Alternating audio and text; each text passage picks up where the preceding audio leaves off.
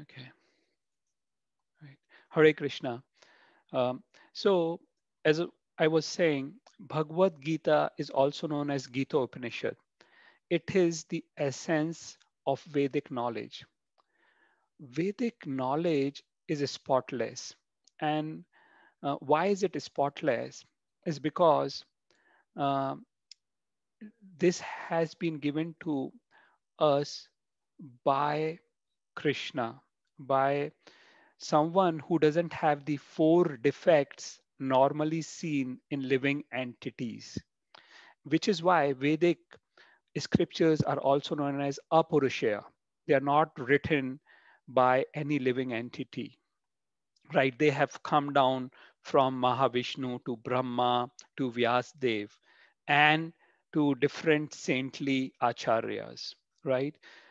So these Vedic scriptures don't have four defects which we generally see in human beings, in living entities. And the four defects, um, you know, the acronym for easy to remember is IIMC. I means illusion. All the living beings are in illusion, right? And second, I is that they have imperfect senses. So we can only see limited things, right? We cannot see macro or micro things. We can only hear to between a frequency of certain hertz, right?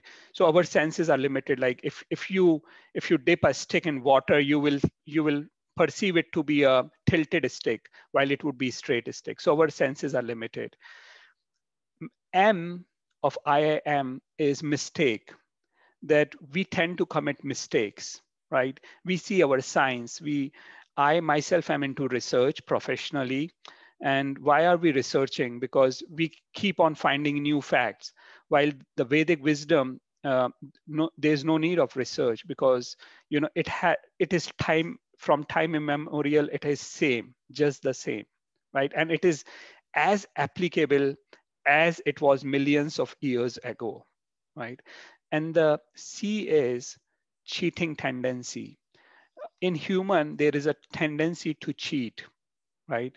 While the Vedic scriptures are written by someone uh, who really want to help us, who is our real well-wisher. And Krishna, in one of the verses of Bhagavad Gita, says, Bhokta Ram Yagatapsam, Sarva Loka Maheshwaram, Suhriday Sarva Bhutanam, Gyatva Mam Shantim Rachati. So he says, Suhriday Sarva Bhutanam, I am the well-wisher of all the living entities, right? So these four defects are not seen in Vedic scriptures. And specifically, Bhagavad Gita is the essence of Vedas, right? So I'll share that there are 18 chapters and 700 verses. Of that, almost 574 verses have been spoken by Krishna, 84 by Arjuna, 41 by Sanjay, and 1 by Dhritarashtra. Okay. Uh, and I just want to let you know that in all my sessions, you will get all these slides.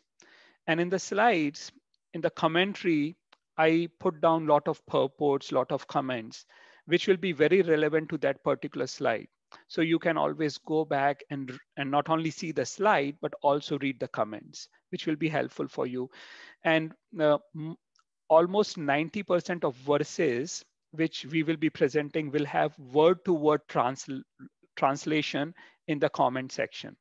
There may be like verses um, um, from some scriptures where I will not have word-to-word translation of the Sanskrit shloka, but most of it would be there. So I want to make it as authentic as possible, and it will be something that you can, use it for your lifetime.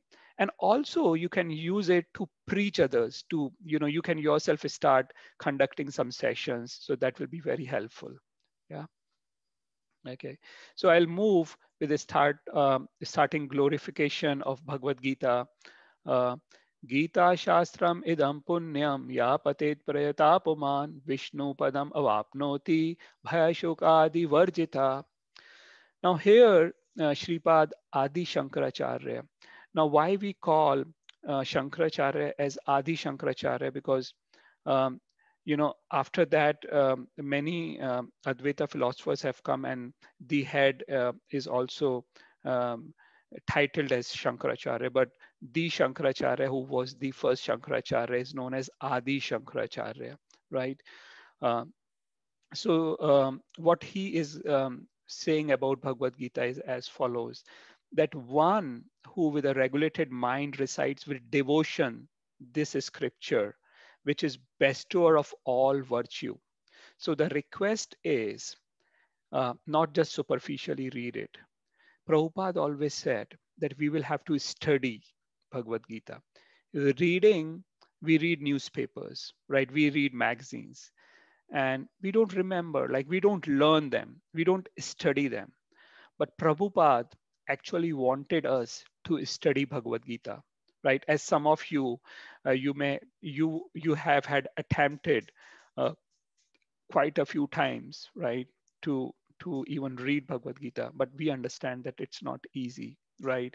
And that same experience has with me, right? But now we have, like, I also refer to many commentaries, read them. I spend a lot of my time in understanding Gita, and I share what is my realization, right? So this is what Shankaracharya is saying, that we have to basically read it with a regulated mind, recite it with devotion. This is scripture which is all virtuous, and if you do that, what will be the result? Vishnu padam avapnoti, we will achieve the Vaikuntha planets. We will achieve the lotus feet of Krishna, right? Lotus feet of Vishnu, who resides in Vaikuntha, who resides in Golok Vrindavan, and which is free from fear, bhay, shok, any lamentation. It's all free from it, Varjita. Okay. And then this is the second shloka. Gita dhyana shilasya pranayam parasya cha neve shanti papani purva gyan purva janma karm kritani cha. Now here specifically, the thing is highlighted that if we read Bhagavad Gita very sincerely and with all seriousness, again, the thing is not reading, but studying. So that is the difference between reading and studying. Studying means sincerely and with all seriousness. And then what we will get, by the grace of the Lord, the reactions of all past misdeeds will not act upon us, right? And then the third verse, Maline mochanam pumsam jalasnanam dine dine sakrit gita amrit snanam samsaramal nashanam. So we usually take bath every day, or some people take 2 or 3 times in a day, right? But we have to take bath with water and soap daily to clean our body. But what about our mind? How are we going to cleanse the mind? And here it is highlighted. Sakrit. Sakrit means once. Gita Amrita Snanam. If we take bath and deep uh, into the water of Gita Amrita, even once, then the whole samsar malanashanam, then whole uh, dirt of material existence will be cleansed. Okay. And then Gita Sugita Kartavya Kim Anya Shastra Vistare Yaswam Padmanabhasya Mukha Padmad Vinirshritha. Because this Bhagavad Gita has been spoken by Padmanabhasya, Ya Swam Padmanabhasya, by Supreme Personality of Godhead Himself. One need not read any other Vedic literature. One need only attentively and regularly hear and read Bhagavad Gita. So again and again, it has been reiterated that we have to read it sincerely, seriously, attentively, and regularly. The only request is that while, every Saturday we will try to uh, study, discuss Bhagavad Gita, it will be important and helpful, if you can go through sections of Gita which we have read and which we will be reading in the next section, to just go through them. right? And as Shanmukji highlighted, it's very, very helpful if you learn some of the important shlokas. Like I would say from Gita Mahatmya, if you can learn some shlokas, that will be really helpful, right? So here it says, in the present age, people are so absorbed in mundane activities that it is not possible for them to read all the Vedic literatures. But that is not necessary. This one book, Bhagavad Gita, will suffice because it is the essence of all Vedic literatures, and especially because it is spoken by the Supreme Personality of Godhead himself, Padmanabhasya, right?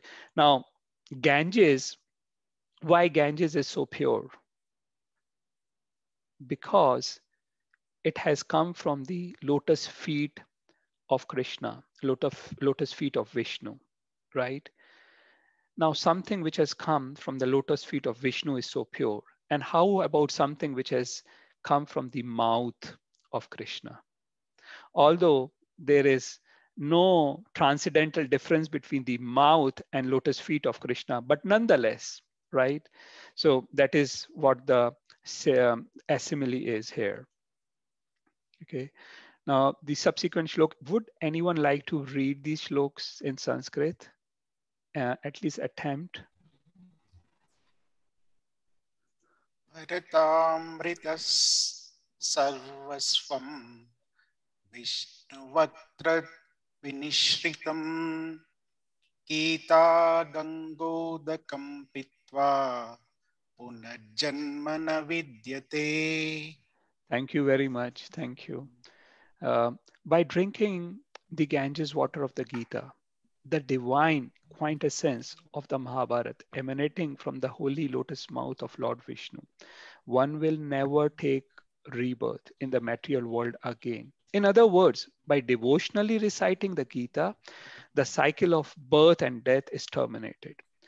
Now, someone can ask, like, how is it? Like, if we just, read Gita once, is it all in all? Uh, what does Sripad Shankaracharya wants to highlight here when he says that one will never take rebirth in this material world again? If we, just read this, the actual thing is that when we read it sincerely, seriously, and attentively, when we study this, we will also try to apply it. And when we apply the lessons from Gita, then definitely, we will transcend from this material world, undoubtedly. So the main thing is application of the learnings. Okay. And when we apply, then yeah, it will it will have the sad result. Okay. Sarvopanishado gavo dogda gopal nandana partha vatsa sudhir bhokta dogdam gita amrita mahat. Um, all the Upanishads are like a cow. So here Sripad Shankaracharya is saying that Sarva Upanishado Gao. So like all the Vedic scriptures like is like a cow. And Dogda Gopala Nandana, Krishna is like a cowherd boy who is milking those Vedas. Partha Vatsa. And who is the calf? It's Parth. Parth is Arjun. And Sudhir Bhokta, this milk is not only meant for the calf, but for all the fortunate devotees who are really interested in understanding the scriptures, right? What is Dugdam Gita Amrita Mahat? What is the milk from all the Vedas? Like cow is the personification of Vedas, and Krishna is milking. And what is the milk? Milk is Gita. The Bhagavad Gita is the milk. So what Sripad Shankaracharya is highlighting here is that Srimad Bhagavad Gita is the essence of all the Vedic literature, of all the Vedic scriptures. Okay. And will anyone like to recite this Sanskrit shloka?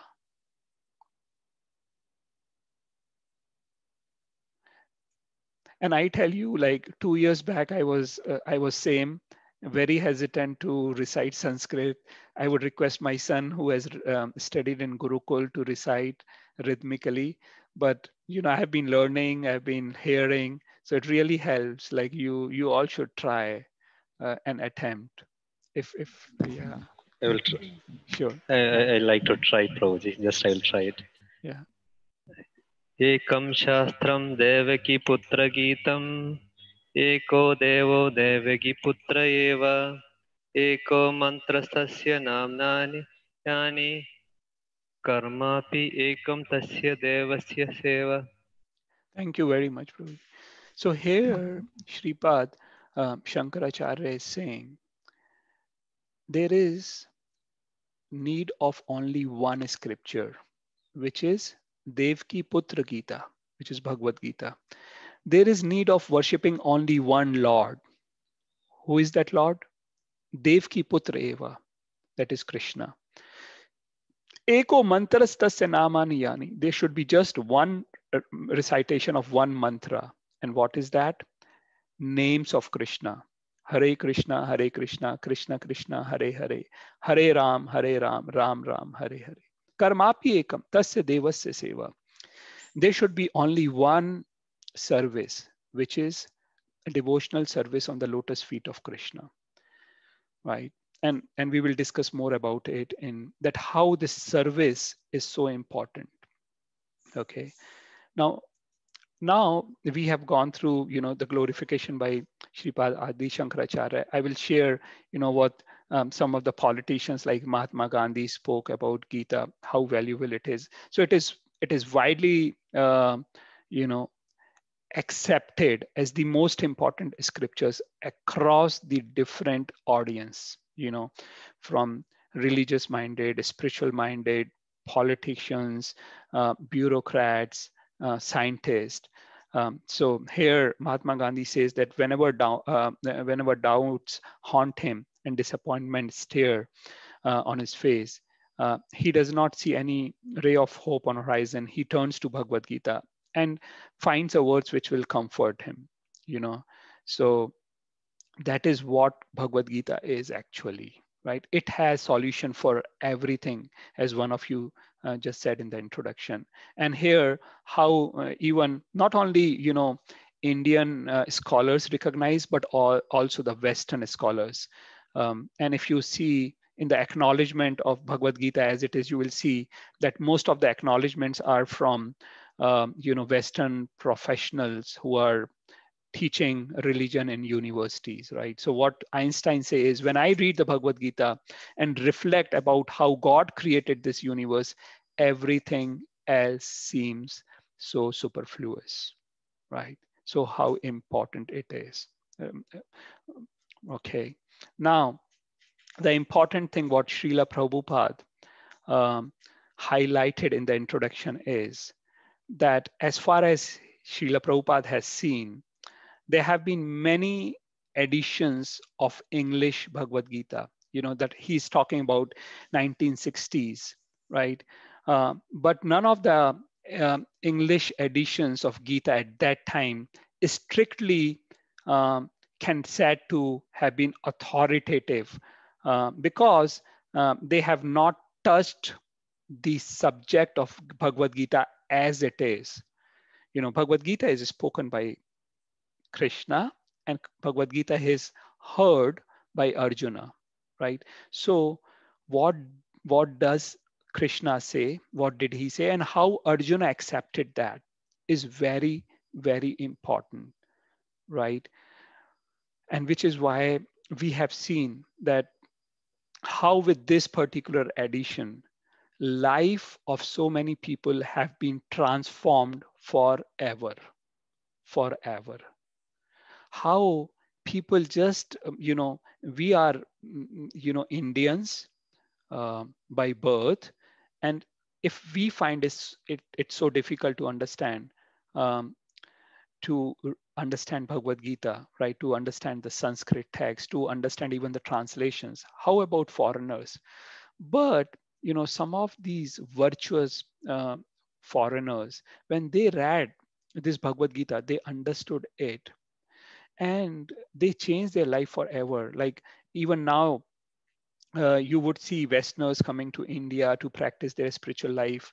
Um, I was in Vrindavan for 7 years, and there are many Westerners who have permanently relocated to India. They live in austere weather of Vrindavan. You know, it is not easy, but they enjoy, they relish, what is spirituality they get from India, and it is because of after reading this particular edition of Bhagavad Gita.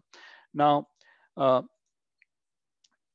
if we want to take a particular medicine, then we have to follow the direction of a medical practitioner or whatever is written in the label, right? Instruction of use. We cannot take any medicine on our whims or because my friend is saying something or my relative is saying the medicine will not work, right? We have to follow it as per the direction of a medical practitioner, right? Similarly, Bhagavad Gita should be accepted as it is, directed by the speaker himself. And who is the speaker of Bhagavad Gita? Lord Shri Krishna, right? The person Krishna is both the goal and the substance of Bhagavad Gita. And almost on every page of Bhagavad Gita, he has been mentioned as Bhagavan, right? That is, he is the supreme personality of Godhead. And let's see how did Arjun accepted him after listening this. He accepts Arjuna as follows. Arjuna accepts Krishna as follows. Param Brahma Param Dhama Pavitram Paramam Bhavan Purusham Shashwatam Divyam Adi Devam Ayam Vibhum Ayustam Rashya Sarve Deva Rishi Naradas Tatha Asito Devala Vyasa Swayam Cheva Bhavishyame Sarvam Etam Ritam Manne Yanmam Vadasi Keshava Nahi Te Bhagavan Vyaktim Vidurdeva Na Danava. Will someone like to read the English text?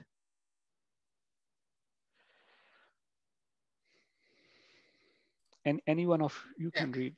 Yeah. Arjuna said, "You are the supreme personality of Godhead, the ultimate adobe, the purest, the absolute truth.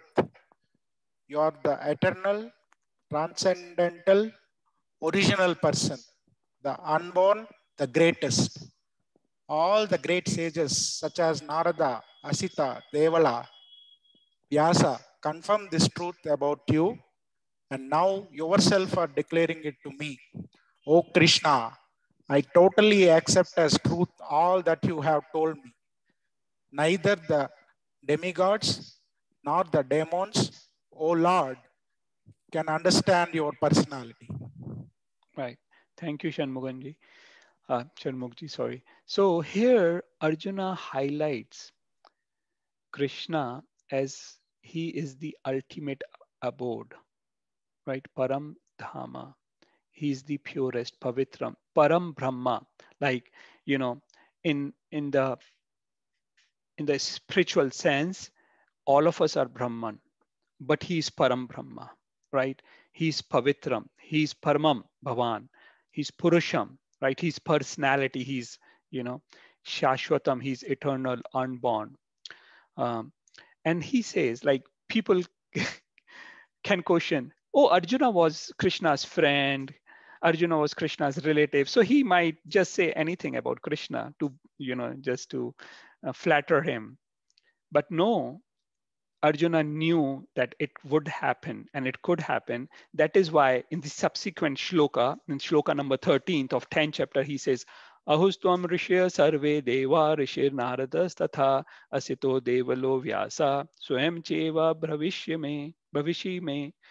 That not only me, but the great sages such as Narada, Asita, Devla, Vyasa confirm that you are the absolute truth.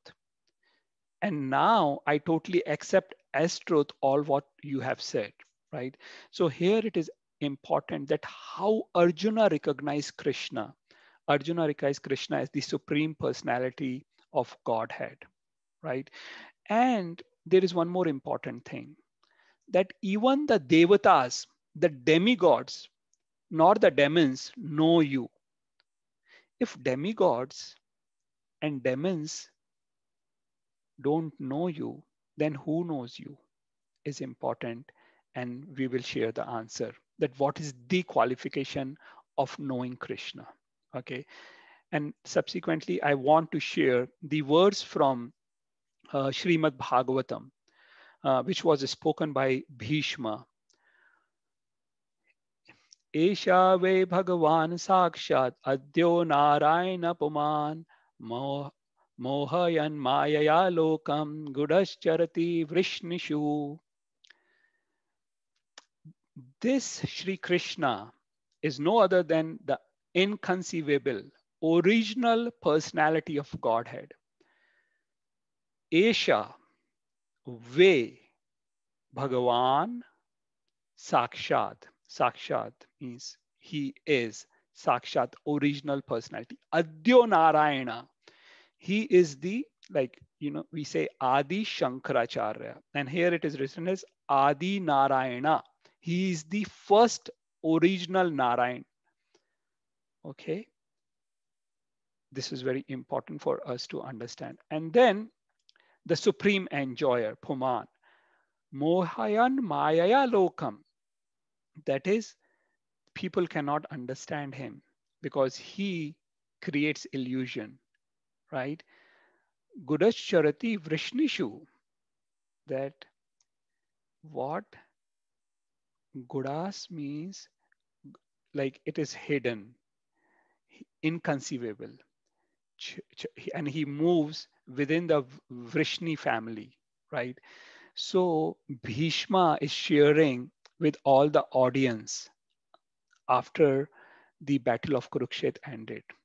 Bhishma always knew that Krishna is the supreme absolute truth.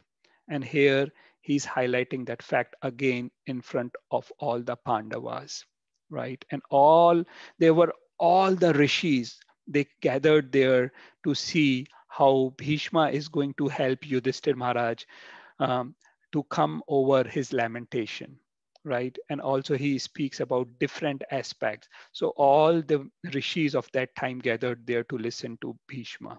And there Bhishma glorifies, right? And similarly, you might have known or heard that in Mahabharata, during um, the ceremony of Yudhishthir Maharaj in Indraprasth, right? Um, uh, all of them agreed that he should be the person who should be worshipped, right? So there was Narada, Vyasa, Bhishma, everyone was there, right?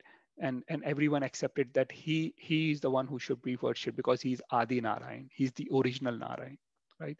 And how should we accept? Prabhupada then highlights in the introduction that how should we accept this knowledge? Like, what is the proper way? And the proper way is actually highlighted by Krishna himself in Bhagavad Gita, 4th chapter. Evam parampara paraptam imam rajrashyo vidu sa kalena mehta yoga nasta parantapa. The supreme science was thus received through the chain of disciplic succession. Evam parampara praptam. The science was received through parampara, through disciplic succession. Imam rajrashyo vidu. And saintly kings understood it in that way. Sa kalena mehta, during the course of time, yoga nasta parantapa. It seems as if the science was lost, right? Then, so here Krishna specifically highlighted the importance of accepting the Vedic knowledge through the parampara system, right? Coming directly from Krishna himself. That is very important, right? And then in the subsequent shloka, this is very important subject. Sa evayam maya tedhya yoga prokta puratana bhaktosi me sakha cheti rahasyam hi etad uttamam. Can someone read the translation?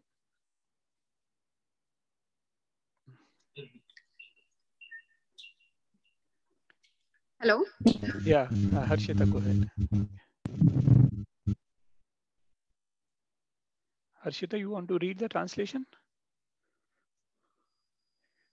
Okay. Anyone else? Harshad, you will read the translation? Ishwar, you want to read? Hello, Sumit bhai. Yeah, Harshita, go ahead. Yeah, sorry, I was on mute. I did not realize that. You want to read That the translation? yeah, that very ancient, Go ahead, no problem. Yeah. that very ancient science of the relationship with the Supreme is today told by me to you, because you are my devotee as well as my friend, and can therefore understand the transcendental mystery of this science. Thank you. Now, this is very important verse for all of us to understand that why did Krishna choose Arjuna to speak Bhagavad Gita? There were many Brahmanas, many rishis there, many intellectual people there, many realized soul there, right? But why did Krishna choose Arjun? And he highlights here in this verse, Bhakto si me sakha cheti, because you are my devotees as well as my friend. And that is why I am sharing this transcendental mystery. Rahasyam hi etad uttamam. This rahasya can only be understood by people who are devotees or they have some relationship and they have some relationship with Krishna. People who are not devotees of Krishna, it will be very, very difficult to understand this Bhagavad Gita as it is.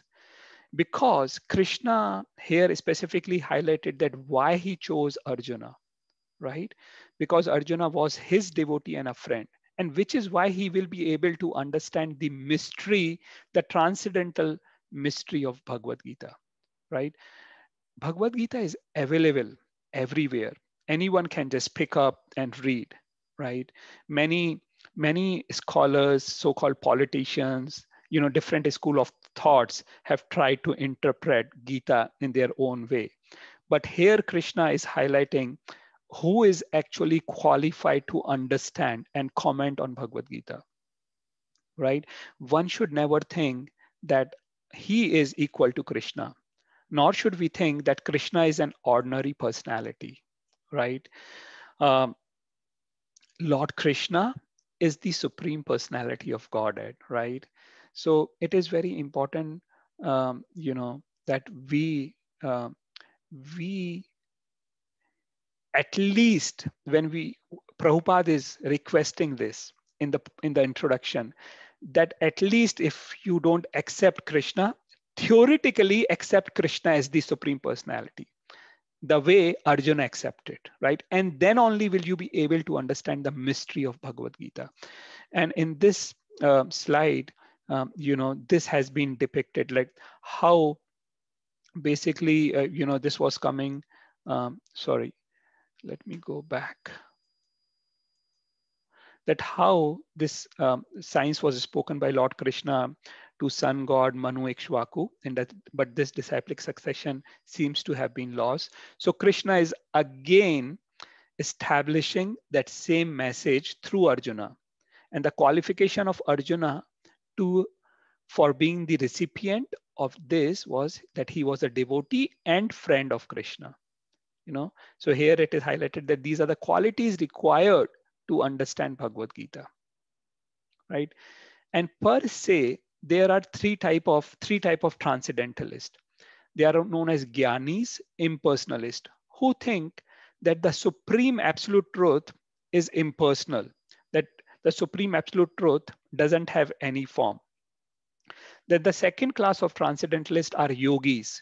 They meditate upon in the heart, and they meditate on the Paramatma, and they say that Paramatma is the highest realization of the absolute truth, right? And then the third class of transcendentalists are devotees like bhaktas, who actually have relationship with the Lord. And here the fact which is highlighted here, that devotees are the one who are qualified to understand this essence of Vedic knowledge, which is Bhagavad Gita. And so, having understood this, let's go on. What is the purpose of Bhagavad Gita? Why did Krishna speak Bhagavad Gita to Arjuna? Okay. Now here again, Krishna highlights one fact, that this, I am speaking this to you because you are my dear friend, and only because you are my friend, you will be able to understand this most confidential knowledge, right? So here, will anyone like to read this Sanskrit shloka?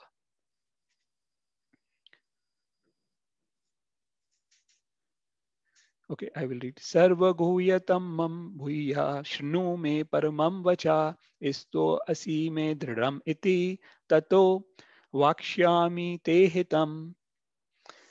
So here the word is sarva guhyatamam. It means that the most confidential of all, right?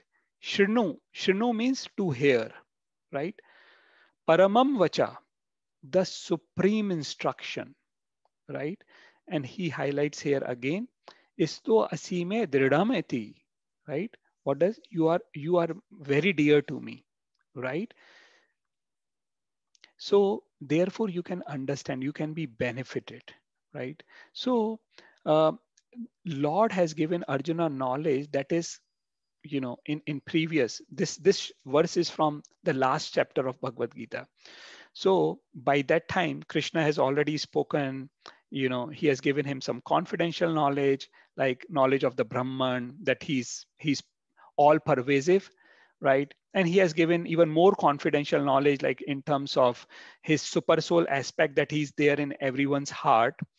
And now Krishna is going to reveal the most confidential Sarva Guhyatamam knowledge to Arjuna, right?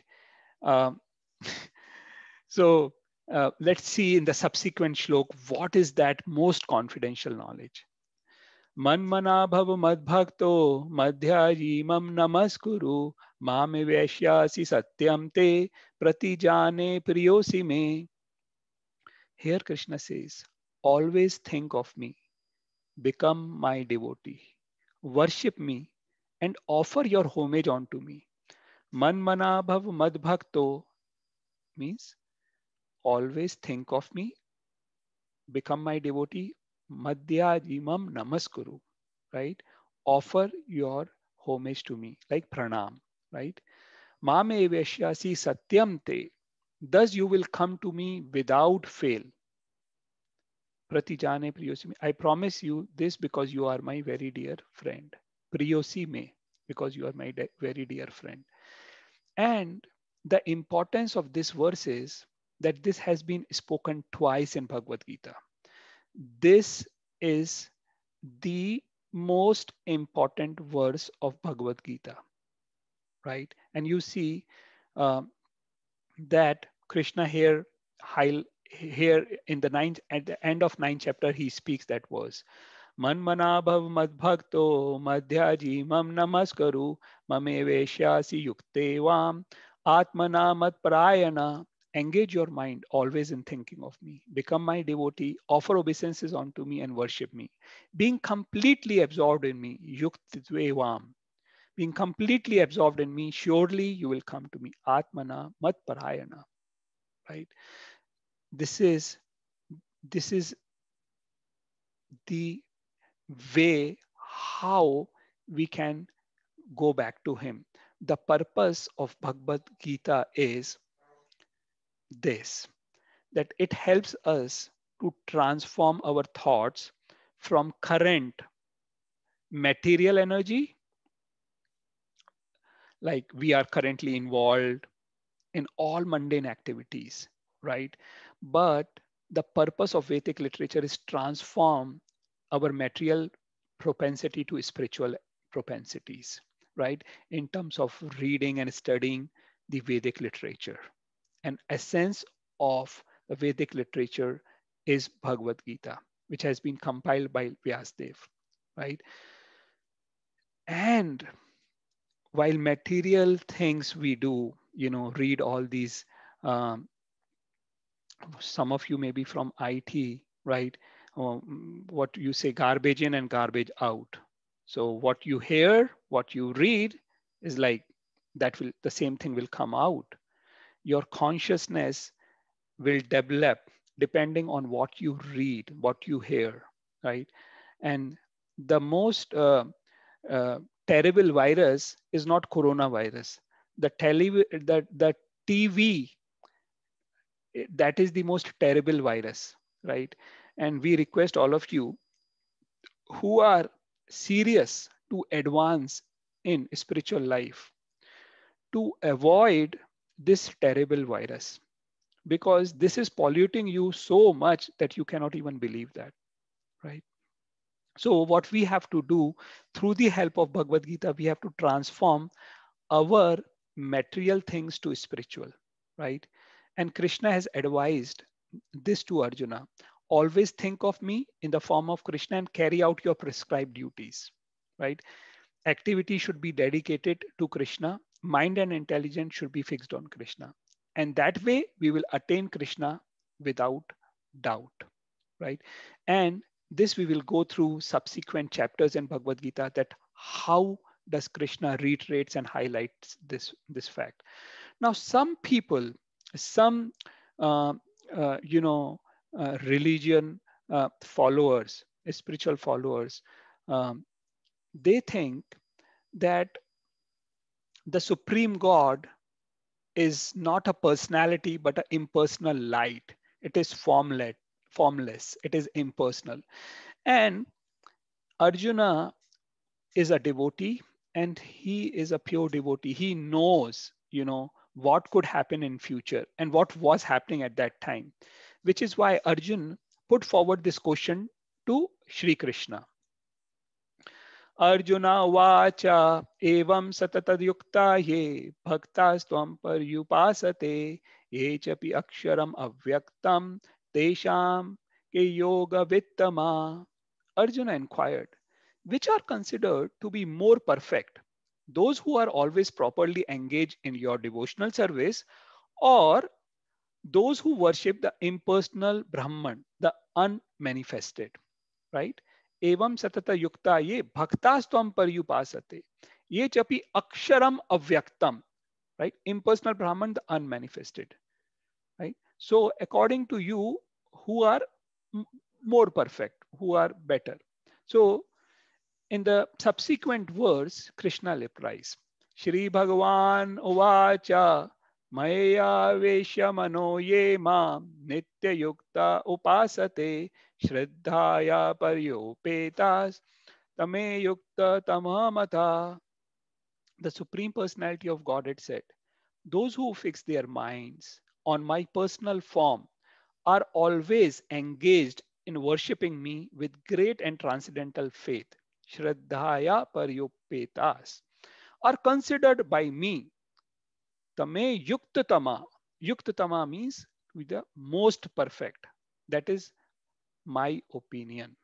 And then Krishna thereafter highlights about people who meditate on impersonal form.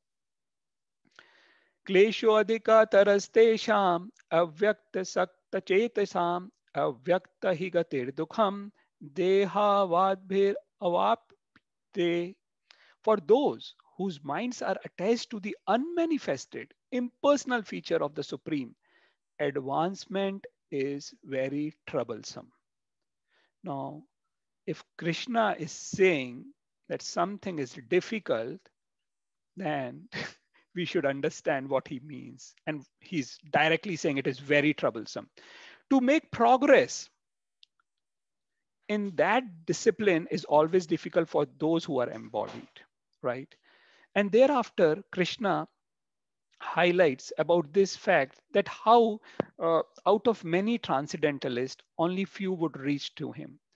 Bahunam janmanam ante jnanavan mam prapadyate vasudeva sarvamiti samahatma durlabha. So this is from 7th chapter, 19th verse. After many births and deaths, he who is actually in knowledge surrenders onto him. Jnanvam mam prapadyate. Prapadyate means surrender. Knowing me to be the cause of all causes. Vasudevam Sarvamiti.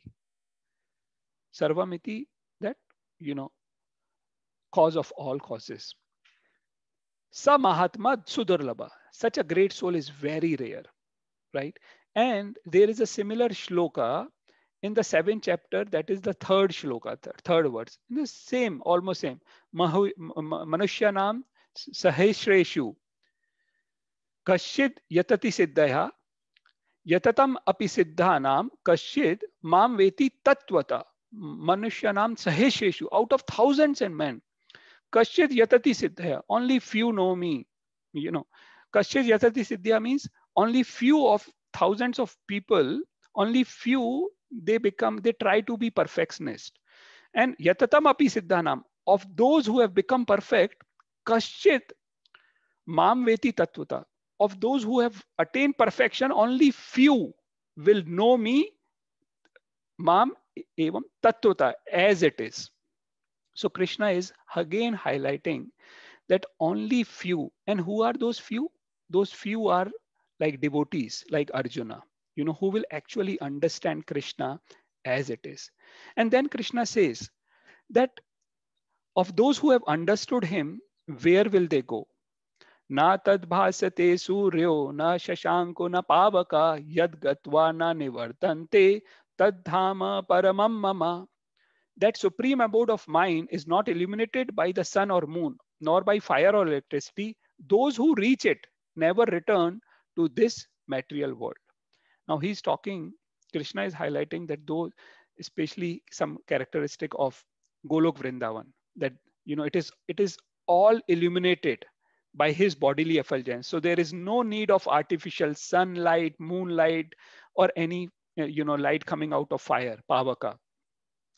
Na bhasyatyo suryo, na tad bhasyatyo suryo, na shashanko. So no sunlight, no moonlight, na pavaka, no light from fire. Yad gatva na nivartante. Those who go there, they never return back to this miserable material world. Tad dhama paramam. That is my param dham, right? And then how can we go back to that dham? How can we do? Yam yam vapi smaran bhavam tayante kalevaram tam tam eveti konteya sattad bhava bhavita. Whatever state of being one remembers when he quits his body, O son of Kunti, that state he will attain without fail, right?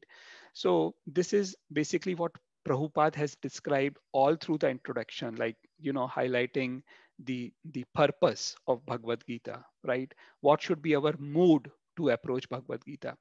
And then Prabhupada also highlights and shares the structure of Bhagavad Gita, right? How it is structured.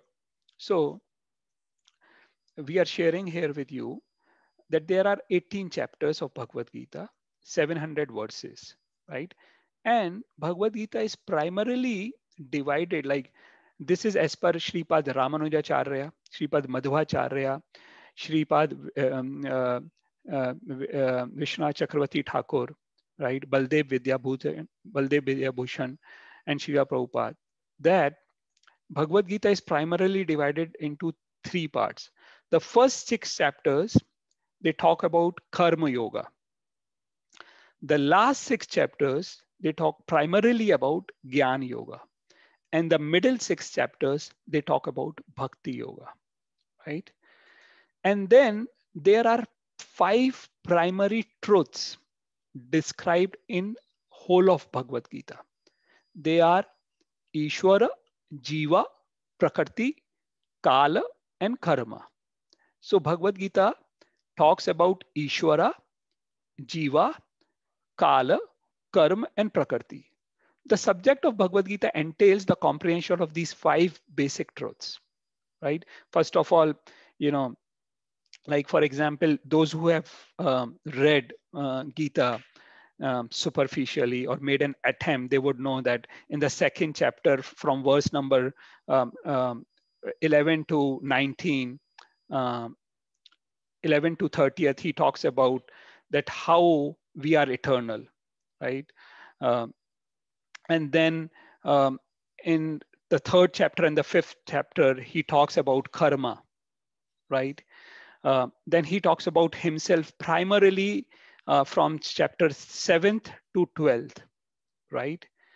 And then he talks about the prakriti, the material nature, primarily in chapter 14th, right? And then how this everything is interrelated with each other in the time factor is also mentioned widespread, you know. So this is how we will be, you know, delving deep into these 5 main subject matters which are primarily highlighted.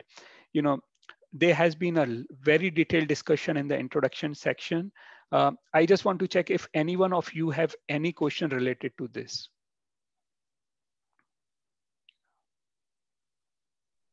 Sir, one question.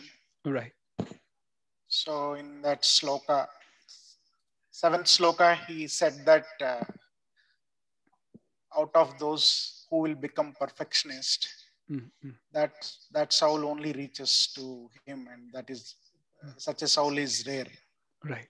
So, and he explained that whoever constantly keeps Krishna in their mind and engage themselves in worshipping him with faith, they will reach him. I mean, he will become perfect. And then there was another sloka. He said, Bhagavan said, the Brahman, I think the whoever that Omkar probably. So they will suffer. They will have difficulty in becoming perfectionist. So why did Bhagavan say that? Because so, yeah. Thanks for asking this. So if I understand, your question is that Krishna highlights when we talked about the purpose, right? Krishna highlights that how you can approach him, right? Man mana bhav mad bhakto madhya jimam namaskuru, right? That how that if you think of him, if you worship him, if you become his devotee, right? And then he says, Bahunam Janmanam Ante Gyanvan Mam Prapadante Vasudevam Sarvamiti Samatma Sudhurlabha. Then he says, it is not then. He also says that that soul who actually comes to this conclusion that Vasudevam Sarvam Iti is very, very rare. Manushyanam sahes eshu kashid yatati siddhaya. Right? Yatatam api siddhanam kashid mam veti tattvata. So there, like generally out of thousands and thousands, like you see around people around you, they may not be interested in any subject matter of related to spirituality, right? But one out of thousands may be interested, right? Now, of those thousands people who are interested in transcendental subject matter, Kaschit mam veti tattvata. Only of those perfectionists, only one may know me by truth, right? Vasudevam sarvamiti sa mahatma sudurlabha. That is very rare, right? Now, the whole philosophy of spirituality is that in Srimad Bhagavatam it is said, and we have discussed this in session 8th of our previous 9-session course. I would request you to just go through that and it will be really very helpful, right? How in detail we describe that we can, the transcendental, the absolute truth is actually appreciated in 3 levels. One is Brahman, second is Paramatma, and third is Bhagavan, right? And in Brahma Samhita, it is highlighted that what is Brahman, right? The impersonal aspect is actually his bodily effulgence, right? And Paramatma is actually, this is through Mahavishnu expands into Garbhodaksha Vishnu, Garbhodaksha Vishnu expands into Shirodaksha Vishnu. So it is Shirodaksha Vishnu which is actually in every atom and in every body of, which is Paramatma, right? So the second realization of absolute truth is Paramatma realization. And the third realization is the Bhagwan realization, which is the supreme personality of Godhead, right? Now, and an simile has been given in Bhagavatam. It is like sun rays. So when you see sun rays, right, you would say, oh, sun has come, right? So, and sun rays is specifically a manifestation, a representation of sun, right? But when you go out, what you see in the sky is sun as a disk, right? So that is like a Paramatma level realization. Those sun rays, what you see through your window is like a Brahman realization. The second, what you see as sun disk from your balcony in the sky is Paramatma realization. But you know that the sun is not just a disk, it is a planet, and there is Vivaswan, who is the personification, who is the deity of sun planet, right? Which is highlighted in 4th chapter, 1st verse, that Vivaswan, right? So you know, so that is the Bhagwan realization. So that is what compared. Everything, so the sun rays is also sun disk is also sun, and the sun planet is also sun. It is one and the same thing, but people perceive it in different level of understanding, right? And then Krishna says, why is it difficult, right? Now, Krishna, when you said Om, if you see 7th chapter from verse number 8th to 11th, Krishna highlights that how he is different things, like I am intellect of the intellectuals, I am ability in men, I am the light of sun and moon, I am the taste of water, I am the smell of earth. And then he says, I am the Omkar, Pranav, right? Then, so he says, I am the Om, right?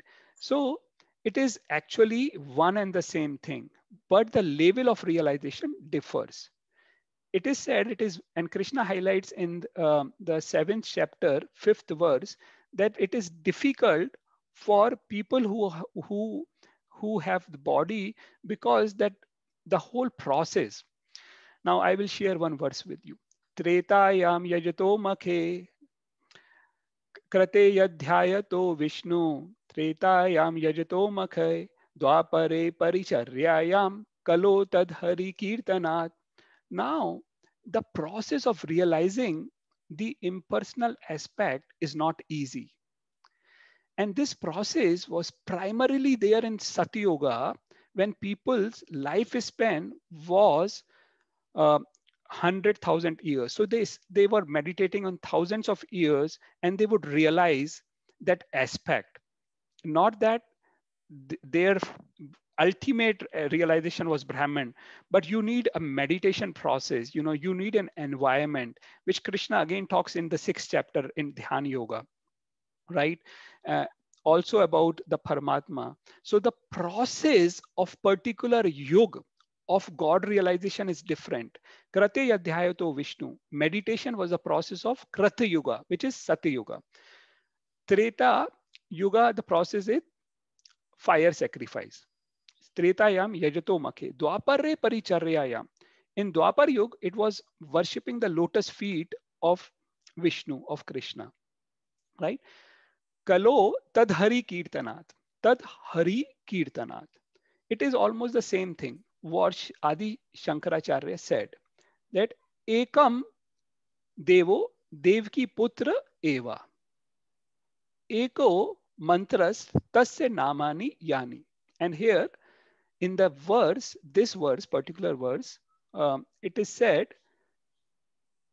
Kale tadhari kirtanat. So Hari Kirtan is the most important thing, right? And Srimad Chaitanya Mahaprabhu also highlighted this fact, that who is the Yuga incarnation for Kali Yuga, right? Krishna Varnam Tisha Krishnam Sangopangast Parshajam Yagne Sankirtan Prayer Yajanti Hisumedasha. That same Krishna has come in a golden form, and he has come here to spread the holy name. Sankirtan Yagna. He has come here to spread that. Yajanti Hisumedasha. And people who are intelligent, they will follow them. So the essence, the main mode of worship for Kali Yuga is Hari Kirtan, Hari Bhajan, chanting the name of Hari. Right? Yeah. Thank you. Ranjit Prabhu, do you have any question? You are raising your hand? Or it is by mistake maybe. So in the interest of time, I will go to the last section. This is just the last section, which will not take more than 2 minutes. So Bhagavad Gita, as I told you, has 3 main divisions. First 6 chapters is Karma Yoga. Last is Gyan Yoga. And middle is Bhakti Yoga.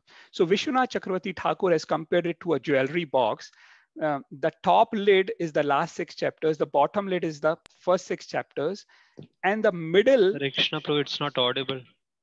Or is it not audible? Hare Krishna? No, I can hear you. Oh, okay, good. Maybe Okay. well.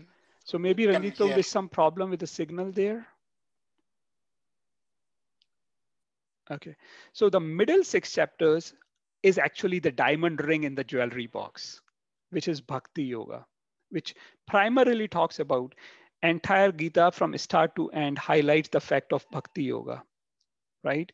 But the first 6 chapters highlight how through Karma Yoga, through Nishkam Karma Yoga, you can come close to Krishna. You do everything for Krishna. Middle chapters he directly talks about, right? And the last 6 chapters through Jnana, how you achieve Krishna, right? And so this is the division, that first 6 chapters. So 6 by 47 means chapter 6, 47 shlokas. And we will cover, I think so it will take us 6 months to cover the first 6 chapters, right? And then we will move on to the second part, which is Bhakti Yoga, and it should take another 6 months. So I'm expecting that we will take almost 1.5 years to complete entire Bhagavad Gita. And you will be able to assimilate it if you, read it, right? Try to study it, what we discussed today. That will be really helpful, right? So this is end of it. Now I just want to check any comments or questions. If you want me to modify the way I'm presenting or anything, just share it. Like, I want to hear from you. Okay, there's something on the chat, not audible. Okay. And yes, I am recording this session. So there was a question if I'm recording. Yeah, I am recording this session. Will these slides be shared? Yes, I will share these slides. I will create Google folder. Yeah, Google folder, and I will share the link. Yeah. And I One will of the also difficulty I have, though I didn't attend the previous introductory sections. So from that mobile, when we try to share into the Google, it is actually the size is very big. It is not allowed. Pardon.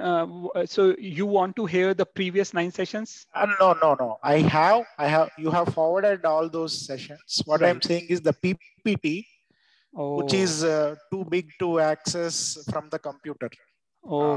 Yeah. So Okay. only from the mobile we are able to just glance through. So is there any way where I can make it easy? Like, will it be easy if I upload it on the Google folder? Yeah, that will be better. Okay, sure. Easy. Sure. Yeah. And I will share the link with all of you. I will create the Google folder today and I'll share the link with you. Okay. Okay, sir. Yeah. Any other feedback or suggestion? Thank you, Sumit. Thank you so much. Hey, thanks, Harshit, for attending. Okay. So thanks all of you. Hare Krishna. Like, I want one more thing. If from next time we can also chant, like starting we do Kirtan, and if we can end by chanting 1 round of Hare Krishna Mahamantra together, like any suggestion on that, any opinion? Sure. Okay. Yeah. Okay. Hare Krishna, all of you. Hare Krishna. Thanks for attending. Hare Krishna. Thank you so much. Thank you Thank so you, much. everyone. Thank you so much. Bye-bye. Thank you.